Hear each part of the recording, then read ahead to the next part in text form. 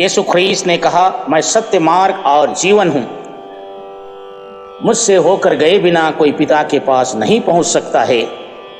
सचमुच में यीशु ख्रीस्त मार्ग है, ना केवल जीवन पाने का मार्ग, लेकिन दुख से होकर जीवन को प्राप्त करने का मार्ग है, क्योंकि उसका मार्ग केवल एक ही है, वह है क्रूस का मार्ग। दुख का मार्ग क्रूस का रास्ता है, और इसी रास्ते से होकर उसने संपूर्ण मानव जाति के लिए दुख भोगा।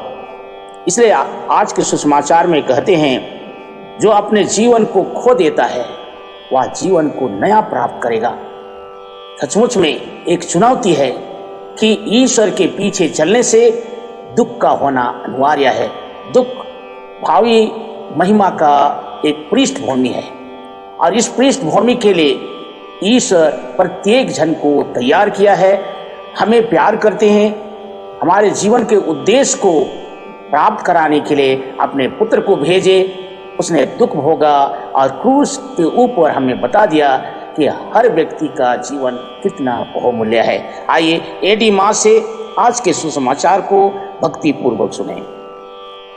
आज का सुसमाचार संत लूकास अध्याय 9 पद संख्या 22 से 25। यीशु ने अपने शिष्यों से कहा, मानव पुत्र को बहुत दुख उठाना होगा। नेताओं, महायाजकों और शास्त्रियों द्वारा ठुकराया जाना, मार डाला जाना और तीसरे दिन जी उठना होगा। इसके बाद यीशु ने सबों से कहा, यदि कोई मेरा अनुसरण करना चाहे तो वह आत्म त्याग करे और प्रतिदिन अपना क्रूस उठाकर मेरे पीछे हो ले। क्योंकि जो अपना जीवन सुरक्षित रखना चाहता है वह उसे खो देगा, और जो मेरे कारण अपना जीवन खो देता है वह उसे सुरक्षित रखेगा।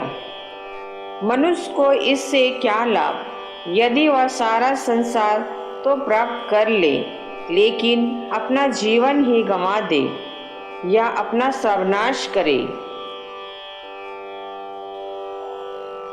आज का दिव्यवाणी मुझे, मेरे बच्चे और मेरे परिवार को आशीर्वाद से भर दे। आमीन।